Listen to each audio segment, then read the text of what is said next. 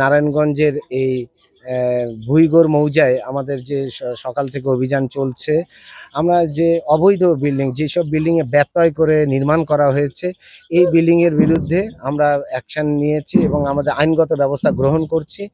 আর এখানে কিছু অপসারণ করা হচ্ছে, কিছু জায়গায় ফাইন করা হয়েছে, কিছু জায়গায় আমাদেরকে মিটার বিদ্যুতের সংযোগ বিচ্ছিন্ন করা হয়েছে। তো বেসিক্যালি আমাদের উদ্দেশ্য হচ্ছে একটা সবার জন্য বসবাসযোগ্য সুশৃঙ্খল নগরী গড়ে তোলা।